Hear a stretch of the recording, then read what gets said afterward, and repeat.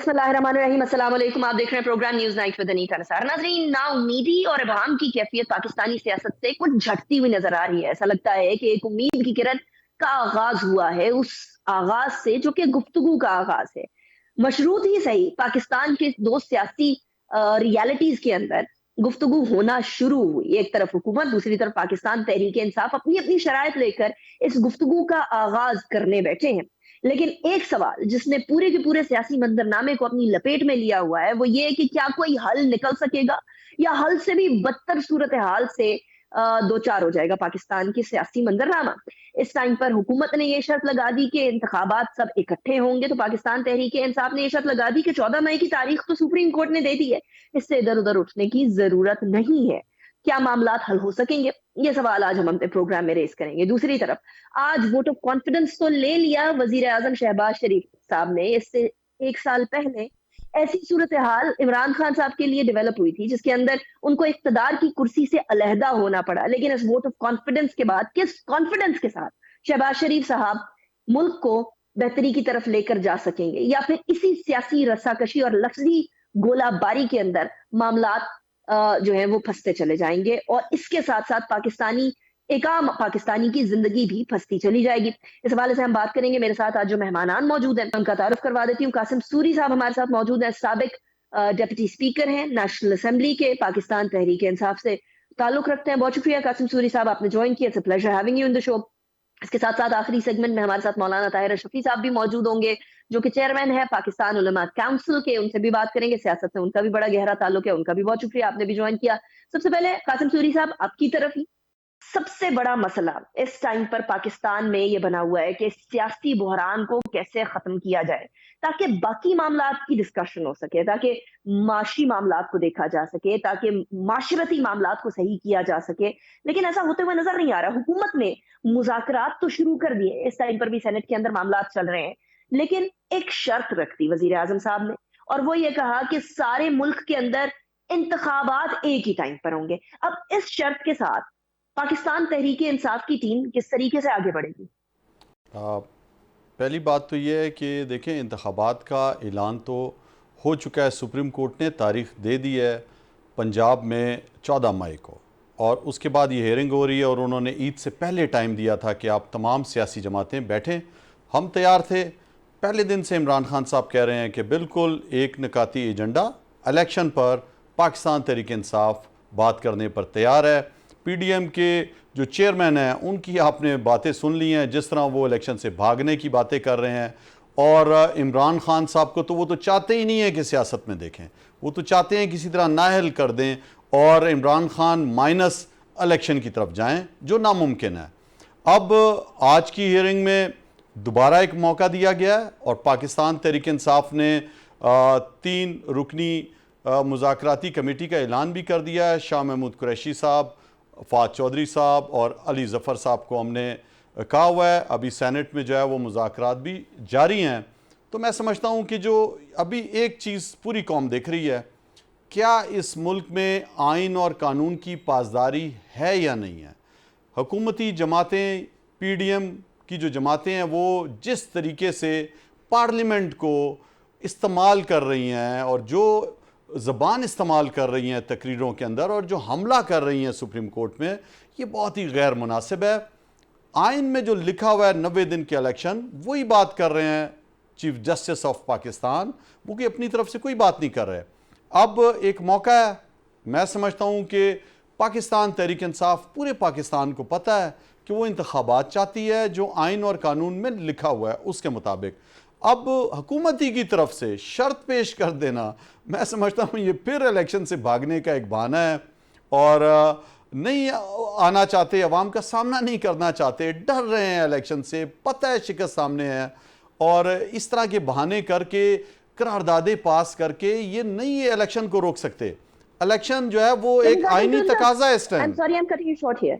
लेकिन मसला ये है कि हुकूमत कह रही है कि हम इंतखाबात से नहीं भाग रहे, हम उन इंतखाबात से भाग रहे हैं जहां पंजाब, जो कि पॉपुलेशन के लिहाज से एक बहुत बड़ी तादाद है वहां लोगों की, और सर्टनली अगर वहां इंतखाबात होते हैं और बाकी पाकिस्तान के अंदर अगर बाद में इंतखाबात होंगे तो उसके ऊपर एक सर्टन अफेक्ट होगा, इम्पैक्ट पड़ेगा, उससे बचना चाह रहे हैं। अब अगर वो उससे बचना चाह रहे हैं اور پاکستان تحریک انصاف فوری طور پر انتخابات چاہ رہی ہے جو کہ سپریم کورٹ کے احکامات کے مطابق 14 مئی کو ہو جانے چاہیے پنجاب کے اندر بالخصوص. لیکن اب ہوتے ہوئے نظر نہیں آ رہے قاسم سوری صاحب. وہ کہہ رہے ہیں ہمارا مسئلہ انتخابات نہ کرانا نہیں ہے, ہم انتخابات سے بھاگ نہیں رہے, ہم لوگ اس چیز سے بھاگ رہے ہیں کہ کہیں پنجاب کے انتخابات کا رزلٹ باقی پاکستان کے انتخابات کے رزلٹ کے اوپر برے طریقے سے امپیکٹ نہ کرے, چھوٹے صوبوں کو مسئلہ نہ ہو. آپ ایک ایسے صوبے سے بلانگ کرتے ہیں جو کہ رقبے کے لحاظ سے سب سے بڑا ہے لیکن آبادی کے لحاظ سے کم ہے, اسی لیے بہت ساری چیزوں کے اندر پیچھے رہ جاتا ہے, پسماندہ رہ جاتا ہے. بلوچستان سے آپ کا تعلق ہے, میں خود بلوچستان کی بہو ہوں, اس لیے مجھے اندازہ ہے. تو کیا یہ والا پوائنٹ پاکستان ڈیموکریٹک موومنٹ اس پوری اتحادی حکومت کا ویلڈ ہے یا اس سے کوئی فرق نہیں پڑتا؟ دیکھیں پی ڈی ایم تو صاف پتہ ہے الیکشن سے بھاگنا چاہ رہی ہے, شکست سامنے نظر آ رہی ہے ان کو. اور دوسری بات یہ ہے 18ویں ترمیم پہ بڑا کریڈٹ لیا ان جماعتوں نے, اور 50 سے زیادہ قومی اسمبلی میں تصویریں لگی ہیں کہ 18ویں ترمیم میں جو صوبوں کو خود مختاری دی گئی, یہ کون سی خود مختاری ہے؟ آپ پاکستان کو کیا پھر 1 یونٹ بنانا چاہتے ہو کہ مرکز جو فیصلہ کرے گا وہ آپ صوبوں پہ امپوسٹ کرو؟ جب آئین میں لکھا ہوا ہے کہ آئینی طریقے سے ہم نے تحلیل کی ہے پنجاب اسمبلی اور پختونخوا اسمبلی, اس سے پہلے تو کہتے تھے اگر انتخابات کرانے ہیں یہی تمام وزراء وفاقی وزراء کہ آپ تحلیل کر دینا اسمبلیز اور اس کے بعد ہم انتخابات کرا دیں گے. جب آئینی طور پر تحلیل کی دونوں اسمبلیاں اور آئین میں لکھا ہے کہ 90 دن میں انتخابات ہوں گے صوبوں میں, کہیں آئین میں نہیں لکھا کہ آپ نے 1 دن میں پورے پاکستان کے انتخابات کرانے ہیں. جب آپ نے صوبائی خود مختاری دی ہے, آئین میں لکھا ہے کہ صوبے نہیں چل سکتی ہے اس کی اسمبلی تو وہ تحلیل کر کے انتخابات کرا سکتے ہیں. اسی چیز کو چیف جسٹس آف پاکستان نے کہا ہے. جب پیسے دینے کی باری آتی ہے تو اربوں روپے عیاشیوں میں اڑا رہے ہیں. 1100 ارب روپے کی اپنی چوریاں معاف کرانے کی ترامیم کرا دی ہیں قومی اسمبلی میں, لیکن 20-21 ارب روپے دینے کے لیے بہانے کر رہے ہیں. تو سب سے بڑی بات یہ ہے کہ آپ نے کیا صوبوں کو خود مختاری دی ہوئی ہے یا نہیں؟ کیا آپ 1 یونٹ کی طرح چلانا چاہتے ہیں؟ جب آپ کی مرضی ہے, جب آپ کو پسند نہ آئے, کوئی بھی حکومت بیٹھی ہوئی ہے تو وہ صوبوں کے حقوق سلب کر لے. یہ تو ایک صوبائی خود مختاری جو دی تھی, میں سمجھتا ہوں یہ تو پھر وہ نہیں رہی. اگر بلوچستان کو بھی آپ نے بڑا خوش کیا تھا چھوٹے صوبوں کو, تو آج جو سب سے بڑا صوبہ ہے جو آج تقریباً 65-70% آبادی ہے پورے پاکستان کی, پنجاب اور پختونخوا صوبے کے اندر, وہاں پہ آئینی بحران آیا ہوا ہے. 90 دن سے زیادہ آپ کی نگران حکومت نہیں چل سکتی. آج غیر قانونی طور پر ایک حکومت مسلط ہوئی ہے پاکستان کے سب سے بڑے صوبے پنجاب پہ اور پختونخوا پہ. میں سمجھتا ہوں کوئی آئینی ان کے پاس جواز نہیں ہے کہ وہ بیٹھ کے جو ہے نا وہ ایڈمنسٹریٹو آرڈرز پاس کریں. آج ایک ایسی رجیم مسلط ہے جو پاکستان تحریک انصاف کو کچلنا چاہ رہی ہے. آپ دیکھیں عمران خان صاحب پہ قاتلانہ حملہ ہوا, FIR تک نہیں کاٹی جا سکی. جی آئی ڈو اگری کہ پولیٹیکل وکٹمائزیشن ہمارا سیاسی کلچر کا حصہ بن گئی ہے. جو جماعت حکومت میں ہوتی ہے وہ پولیٹیکل وکٹمائز کرتی ہے اپوزیشن کو, اور اس ٹائم پر پاکستان تحریک انصاف اس بات کا جو برنٹ ہے وہ فیس کر رہی ہے. لیکن میرا ایک سادہ سا سوال ہے, کیا اگر پنجاب اور KPK کے اندر انتخابات ہو جاتے ہیں تو وہ بلوچستان کے انتخابات پر جو آنے والے وقتوں کے اندر ہوں گے اور نیشنل اسمبلی کے انتخابات ہوں گے اس کے اوپر اثر انداز ہوگا, یا آپ کی نظر میں کوئی فرق نہیں پڑتا؟ آئینی طور پر کوئی اس کے اندر رکاوٹ نہیں ہے, لیکن کیا یہ جو ایک نقطہ اٹھائے بیٹھی ہے اتحادی حکومت, اس نقطے کے اندر دم ہے یا نہیں؟ دیکھیں انتخابات تو کہیں پہ بھی ہوتا ہے, آپ کو پورے پاکستان کی پکچر آ جاتی ہے, لوگوں کی سینس آ جاتی ہے کہ عوام کس کو پسند کر رہے ہیں کس کو نہیں. یہ تو آج جتنے بھی سرویز آئے ہیں اس میں بھی پتہ ہے کہ پاکستان تحریک انصاف جو ہے وہ مقبول ترین جماعت ہے, اور پاکستان کا لیڈر عمران خان ان سب لیڈروں کو بھی اکٹھا کر کے اگر ان کی مقبولیت آپ دیکھو تو ان سے کہیں زیادہ اوپر ہے. پورے پاکستان کے سرویز میں پاکستان تحریک انصاف جو ہے وہ دوسرے یا پہلے نمبر پہ آئی ہوئی ہے. کیا فرق پڑتا ہے جب آپ نے آئین کو دیکھنا ہے, قانون کو دیکھنا ہے, یا لوگوں کی مرضیوں کو دیکھنا ہے کہ لوگوں کو سوٹ نہیں کر رہا؟ اگر آج PDM کو سوٹ نہیں کر رہا تو وہ کیا اس حکومت کو طول دے سکتی ہے؟ کیا پنجاب اور پختونخوا کے اندر غیر آئینی نگران حکومت 2 سال چلے گی؟ دیکھیں آئین میں کہیں یہ نہیں لکھا, یا تو یہ آئین کا مذاق بنا رہے ہیں, یہ مائٹ از رائٹ ہے, طاقتور اپنے آپ کو سمجھ رہے ہیں کہ بس ہم حکومت میں بیٹھ گئے ہم جو بھی کریں, معیشت انہوں نے ڈبا دی, دیوالیاپن کی طرف یہ لے گئے, بیروزگاری انہوں نے پھیلا دی.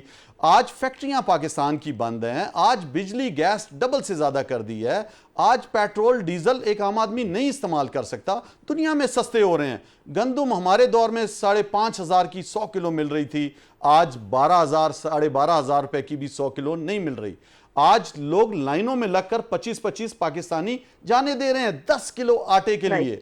ہمارے دور میں 10 لاکھ روپے ہم نے ہیلتھ کارڈ دیا ہوا تھا, وہ انہوں نے بند کر دیا. پر مسئلہ یہ ہے قاسم سوری صاحب کہ وہ کہہ رہے ہیں کہ ٹھیک ہے اگر ہم آئین کو موم کی ناک کی طرح کسی بھی سمت میں مروڑ رہے ہیں تو یہ ہم واحد نہیں ہوں گے.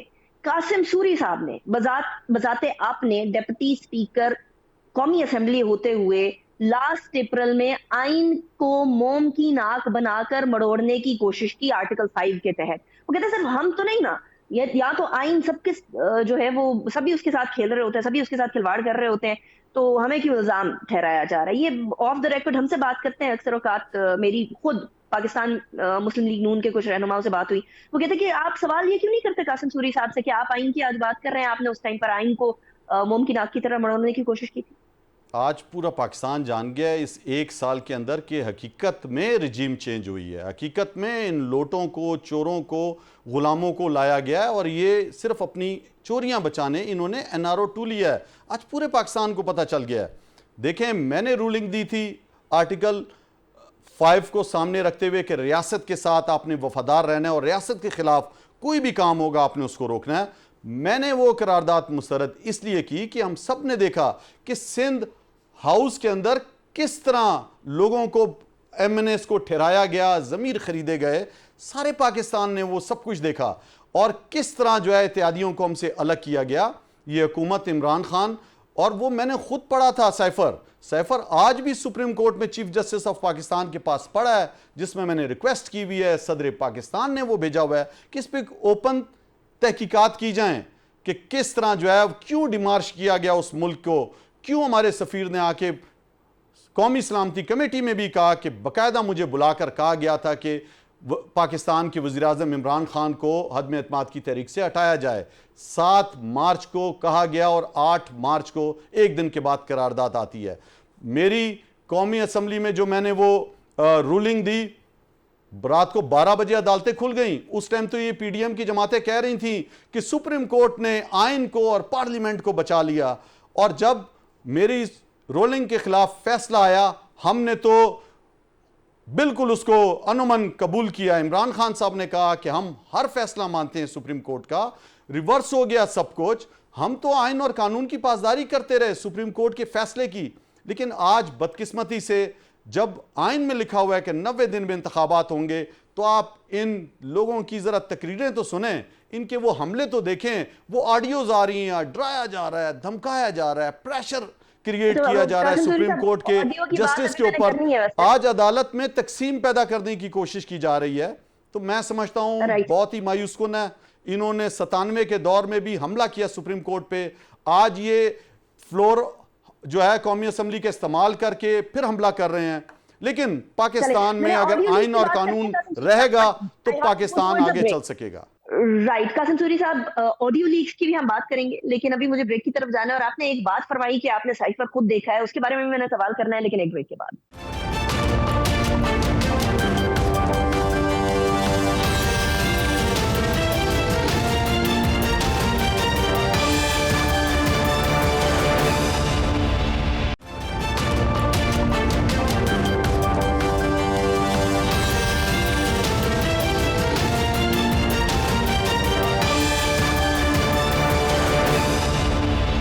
ویلکم بیک آفٹر بریک پہ جانے سے پہلے قاسم سوری صاحب, آپ ایک آڈیو کی بات کر رہے تھے. ثاقب نثار صاحب کی آڈیو سامنے آئی ہے جو کہ پاکستان تحریک انصاف کے رہنما کے ساتھ گفتگو کر رہے ہیں. ایسا لگ رہا ہے کہ جیسے معاملات آپس میں سیٹلڈ ہیں, کوئی جوڈیشری اور پاکستان تحریک انصاف کو اور شاید باقی اداروں کا بھی کوئی گٹھ جوڑ تھا 2018 کے اندر. اس کی طرف اشارہ پرائم منسٹر صاحب نے بھی آج کیا ہے. ایک تو اس سوال کا بھی جواب دے دیجیے گا. دوسرا, تھوڑی دیر پہلے آپ نے فرمایا کہ آپ نے سائفر خود دیکھا ہے, اور پاکستان تحریک انصاف کے اوپر یہ الزام بھی لگ رہا ہے, اور ایسا لگتا بھی ہے کہ پاکستان تحریک انصاف اب اس موقف سے کہ امریکہ انوالوڈ تھا اس پوری سازش کے اندر, اب اس سے پیچھے ہٹ گئی ہے. In other words you turn لے لیا ہے.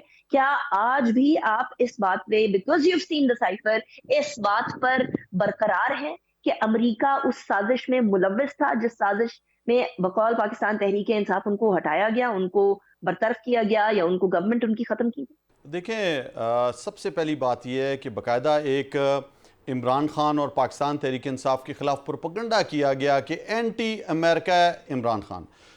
پاکستان تحریک انصاف, میں سب کو بتانا چاہتا ہوں پوری پاکستانیوں کو, کہ کسی بھی ملک کے خلاف نہیں ہے, کسی بھی ملک کی عوام کے خلاف نہیں ہے. ہاں اگر پاکستان کے مفاد میں کسی ملک کی پالیسی نہیں ہے تو ہم وہ اس پہ اختلاف رائے رکھ سکتے ہیں اور اپنے ملک کے دفاع کے لیے, اس کی بہترین پالیسی کے لیے ان سے اختلاف رائے کر سکتے ہیں. جہاں تک ایک پروپیگنڈا کیا گیا, یہ پروپیگنڈا پاکستان سے کیا گیا اور امریکہ تک لے جایا گیا کہ اینٹی پاکستان کی موجودہ حکومت, وزیر اعظم عمران خان صاحب اینٹی امریکن ہے. بالکل عمران خان صاحب نے اپنے انٹرویو میں بھی کہا کہ یہ چیز پاکستان سے جو ہے وہ یہاں سے ایکسپورٹ کی گئی اور وہاں پہ کہا گیا. باقاعدہ طور پہ سائفر میں سب کچھ موجود ہے, 3 صفحے کا سائفر تھا, اس میں لکھا ہوا ہے جس طرح ڈونلڈ لو نے ہمارے سفیر کو ڈرایا اور دھمکایا, ہر چیز واضح ہے. اور رجیم چینج آج ایک حقیقت ہے, بہت سے ممالک میں سے پہلے بھی یہ بڑے ممالک کر چکے ہیں. میرا سوال آج یہ ہے کہ آج پورا پاکستان اس رجیم چینج کی وجہ سے اس کو کیا ملا؟ بے روزگاری ملی. آج سب کے سامنے ہے کہ پاکستان دیوالیہ پن کی طرف جا رہا ہے. ڈالر کا ریٹ آپ دیکھ لیں, کوئی رول آف لا نہیں ہے اس ملک کے اندر. پاکستان تحریک انصاف کی 27 سال کی سٹرگل رول آف لا کے لیے رہی ہے, آئین اور قانون کی پاسداری کے لیے رہی ہے.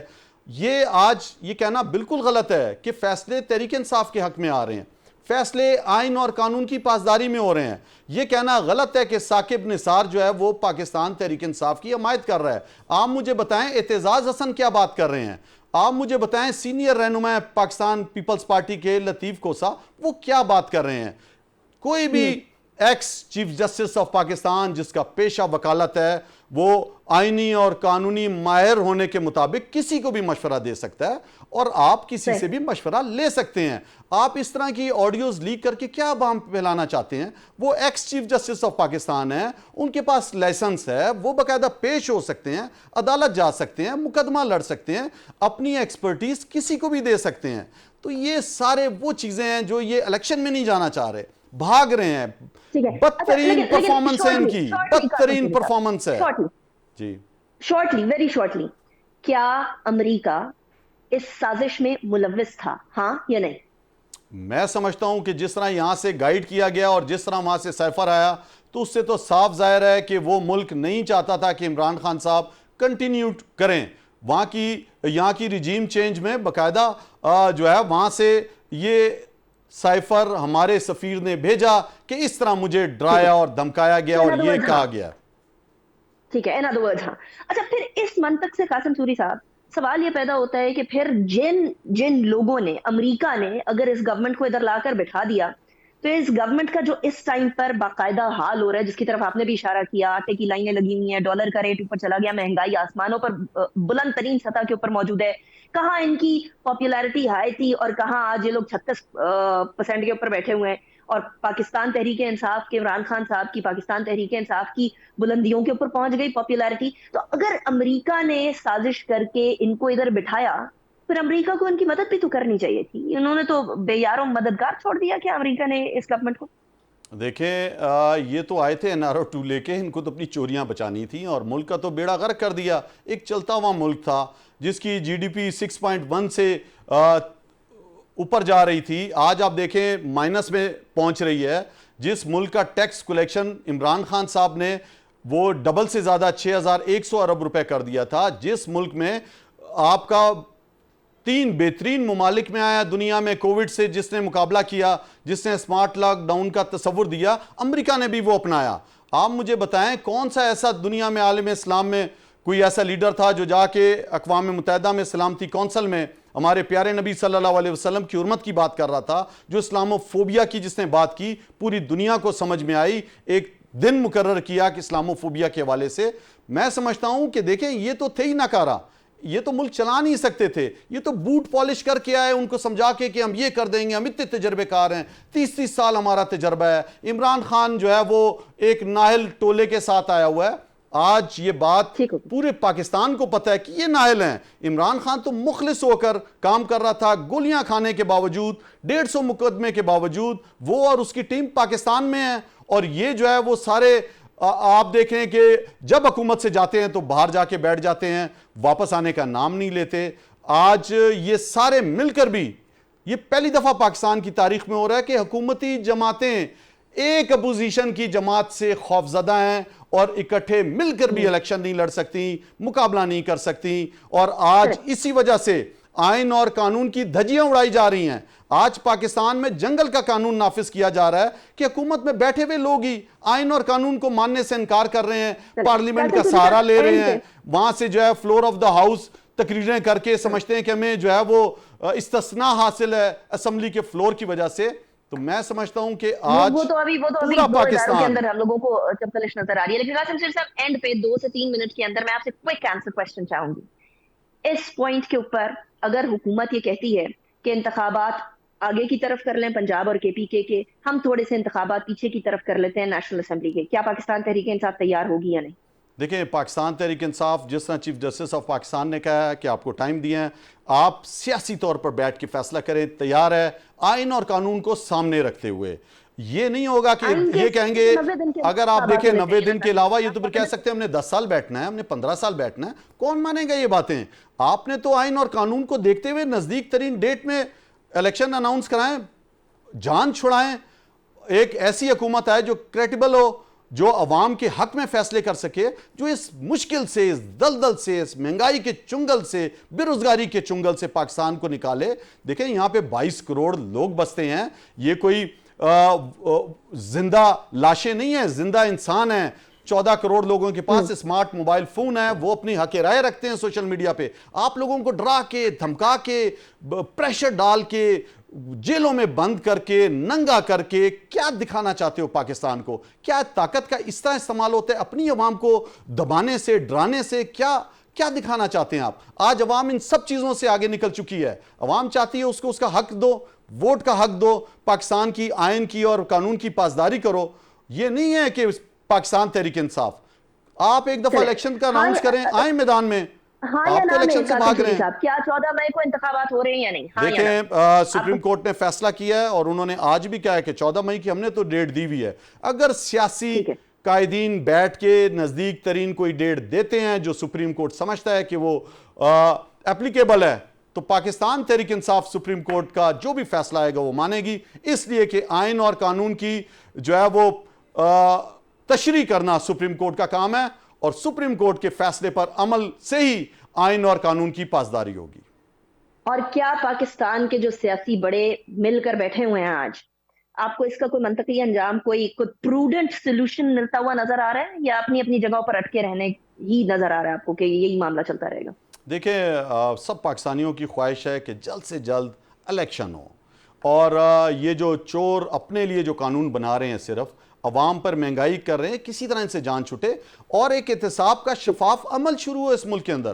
یہ نہیں ہو سکتا کہ آپ جس کی کارکردگی اچھی تھی، جی لندن پلان پہ عمل ہو، کوئی لندن پلان پہ عمل نہیں ہوگا، آئین اور قانون پہ عمل ہوگا، اور جو بھی نزدیک ترین ڈیٹ دے گا سپریم کورٹ، اور جو اگر اکٹھے انتخابات کرانے ہیں یا 14 مئی کے جو انہوں نے کہا ہوا ہے، جو بھی رپورٹ اس مذاکراتی کمیٹی کی پیش ہوگی سپریم کورٹ میں، اس کے بعد بال سپریم کورٹ میں ہوگا، اور جو بھی سپریم کورٹ فیصلہ کرے گا، میں سمجھتا ہوں عوام تو بالکل تیار ہے، سپریم کورٹ کے پیچھے کھڑی ہے، آئین اور قانون کی پاسداری کے لیے کھڑی ہے، پاکستان تحریک انصاف بھی کھڑی ہے۔ اب یہ دیکھتے ہیں کہ یہ حکومت کتنے دن چلتی ہے اور کیا اس کا انجام ہوگا، یہ ایک تاریخ پھر انشاءاللہ بتائے گی۔ رائٹ، قاسم سوری صاحب بہت شکریہ، آپ نے ہمیں آج اسٹوڈیو میں جوائن کیا، سابق deputy speaker assembly Pakistan Tehreek Insaf کے سینئر رہنما۔ اسی کے ساتھ بریک کی طرف جائیں گے، بریک کے بعد واپس آئیں گے اور شو کو کنٹینیو کریں گے۔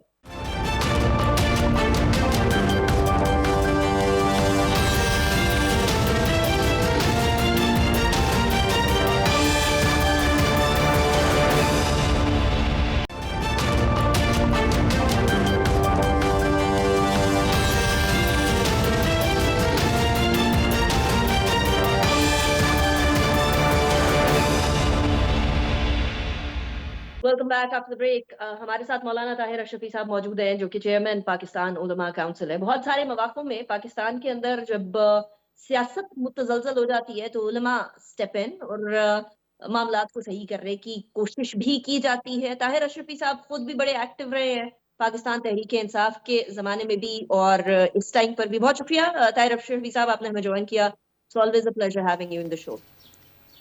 मौलाना साहब, इस वक्त जी पाकिस्तान के शुक्रिया। अंदर एक अजीब सी हिजानी कैफियत है। कहने को तो सेनेट के अंदर गुफ्तगू शुरू हो गई है सियासत के अंदर, लेकिन आपको खुद भी महसूस हो रहा होगा, आप इर्द गिर्द भी देख रहे होंगे कि पाकिस्तान के आम अवाम, आम शहरी इस टाइम पर जो सियासी सूरत हाल है उससे बड़े बुरे तरीके से मुतासिर हो रहे हैं। मईशत की तरफ ध्यान नहीं दिया जा रहा, सारा का सारा ध्यान सियासी रस्साकशी पर है। ऐसी सूरत हाल में किसको जो है वो फ्लेक्सिबिलिटी दिखानी पड़ेगी मौलाना साहब? कौन वो पहला कदम उठाए, ये जो गुफ्तगू हो रही है इसके अंदर, के मामलात को सेटल किया जा सके, हल किया जा सके? बिस्मिल्लाहिर्रहमानिर्रहीम नहमदुहु व नुसल्ली व नुसल्लिमु अला रसूलिहिल करीम। गुजारिश ये है जी कि पहला कदम तो लाजमी बात है कि हुकूमत को ही उठाना होता है, और हुकूमत को ही उठाना चाहिए, फ्लेक्सिबल हुकूमत को होना चाहिए। लेकिन बदकिस्मती ये है कि गुज़श्ता चंद सालों में सियासी जमातों के दरमियान एक बदएतमादी की बहुत बड़ी फ़िज़ा पैदा हुई है, और उसमें बदएतमादी के साथ साथ रवैये जो हैं और गुफ्तगू जो है उसने भी बहुत ज़्यादा जलती पे तेल का काम किया है। तो अल्लाह करे अब ये हजरात बैठ रहे हैं और ये आगे चले काम। आप देखें कि हमारे मुल्क के जो दुनिया इस्लाम की एटमी क़ुव्वत है, एक मज़बूत फ़ौज हम रखते हैं, एक मज़बूत कौम है हम, अल्लाह ताला ने हमें हर तरह से नवाजा हुआ है। लेकिन बदकिस्मती है हमारे आपस के इख्तिलाफ़ात और हमारी आपस की लड़ाइयों की वजह से हम मुआशी एतबार से, इक़्तिसादी एतबार से, मुआशरती एतबार से, इखलाकी एतबार से रोज़ बरोज़ ज़वाल पज़ीर हो रहे हैं। और उससे निकलने का वाहिद रास्ता यही है कि हम अपनी इनाओं को कुर्बान करें और आपस में मिल बैठ कर पाकिस्तान और पाकिस्तानियों के लिए सोचें। सियासी मजहबी क़ियादत को भी ये बात जहन में रखनी चाहिए कि अगर उन्होंने इस मुल्क में बरसर इक़्तिदार आना है, किसी ने वज़ीर आज़म बनना है, किसी ने सदर बनना है, किसी ने स्पीकर बनना है, किसी ने वज़ीर आला बनना है, तो वो कौम के ऊपर ही बनना है ना, वो इस मुल्क के ही अवाम पर ही बनना है। अवाम के पास तो रोटी नहीं है। अवाम की ईद जो गुज़री है वो जाएं किसी मुतवस्सत तबके के इलाके में, वहाँ जाके पूछें कि ईद कैसी गुज़री है।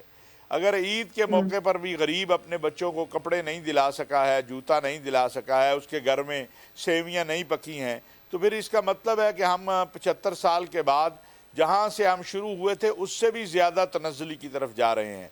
तो हुकूमत ने कदम बढ़ाया है शहबाज शरीफ साहब को, और बिलखुसूस मैं समझता हूँ मुफाहमत के जो है बादशाह कहा जाता है आसफ़ अली ज़रदारी साहब को, उनको आगे बढ़ना चाहिए, छोटी छोटी बातों को तर्क करना चाहिए। और मौलाना फजलुर रहमान साहब जो हैं वो हमेशा आइन और क़ानून की बालादस्ती का उन्होंने उसके लिए जेलें भी काटी हैं, मार भी खाई है, जदोजहद भी की है।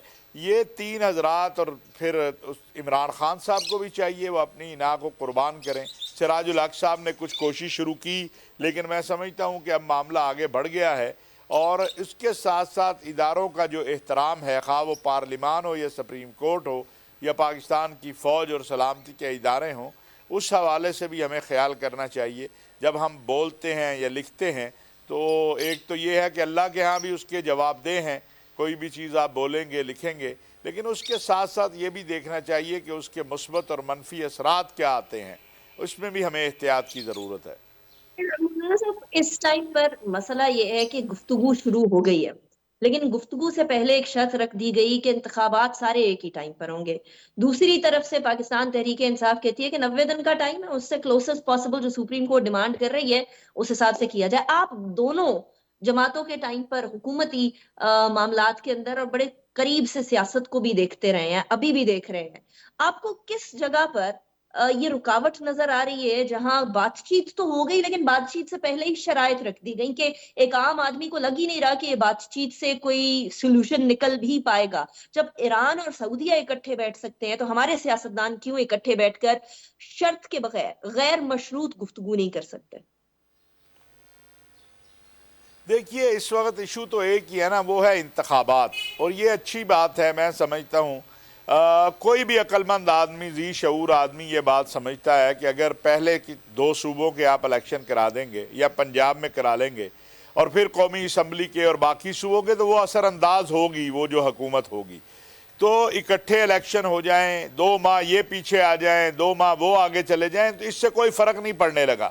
جو ہم آئین کی بات کرتے ہیں نا، ہر کسی نے آئین کو اپنے رخ سے بنایا ہوا ہے. یہ آئین غریب تو زخمی ہوا کہیں کھڑا ہے، اس کے ساتھ جو سلوک جب سے یہ بنا ہے آج تک ہوا ہے، کیا ہم نے آئین کو کبھی مانا ہے؟ یہ سب سے سوال ہے. آئین تو کہتا ہے اس ملک کا جو ہے کہ اندر کوئی قانون جو ہے وہ قرآن و سنت کے خلاف نہیں ہوگا. تو ہماری عدالتوں کے اندر یہ جو 10-10 سال تاریخیں نہیں ملتی ہیں، جو ضمانت کی تاریخیں لٹکی رہتی ہیں، جو 30 سال بعد پتہ چلتا ہے کہ بندہ بے گناہ تھا وہ جیل میں ہی مر گیا ہے، یہ قرآن و سنت کے مطابق قانون چل رہے ہیں. آئین کو تو صرف ہر ایک اپنے آپ کو کور کرنے کے لیے آئین کا نام استعمال کرتا ہے. ابھی بھی 90 دن کے لیے آئین، یہ جو 14 مئی کا عدالت نے کہا، یہ کوئی آئین کے مطابق ہے؟ یہ بھی تو 90 دن سے باہر ہے. تو ہمارے ہاں آئین تو صرف ایک ہر کوئی اپنے آپ کو کور دینے کے لیے رکھتا ہے. اور مجھے تو اب اس موجودہ صورتحال میں ضیاء الحق صاحب اور مشرف صاحب اور ایوب خان، جن پہ الزام لگتا تھا کہ وہ آئین شکن ہیں، وہ بھی مظلوم لگنے لگے ہیں کہ یہ جو کچھ آئین کے ساتھ ہم کرتے ہیں. اور مولانا صاحب، یہ افسوس کی بات ہے کہ ہم لوگ اس پوائنٹ پر آ گئے کہ ہم لوگوں کو وہ لوگ بھی اب مظلوم لگنے لگے ہیں. بہرحال لیکن مجھے یہ بتائیے گا کہ اس ٹائم پر گفتگو کا نتیجہ کیا آپ دیکھ رہے ہیں؟ میں نے کلوزنگ کی طرف جانا ہے لیکن یہ جواب میں آپ سے ضرور چاہوں گی. دیکھیے، اللہ تعالیٰ سے بہتری کی دعا کرنی چاہیے. مجھے تو ویسے اگر یہ عنایتیں اور ضدیں قربان نہ ہوئی تو کوئی رزلٹ نظر نہیں آتا.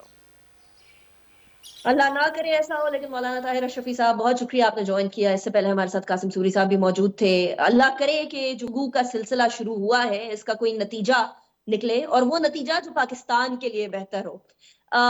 پاکستان ہے تو سیاست ہے، پاکستان ہے تو عوام ہے، پاکستان ہے تو زندگی ہے. کاش یہ سب کو سمجھ آ جائے. اس ہفتے کے شو سے اتنا ہی. انشاءاللہ اگلے ہفتے ملاقات ہوگی آپ سے. اپنا بہت خیال رکھیے گا، پاکستان کے لیے دعا کرتے رہیے گا. اللہ حافظ. ناصر.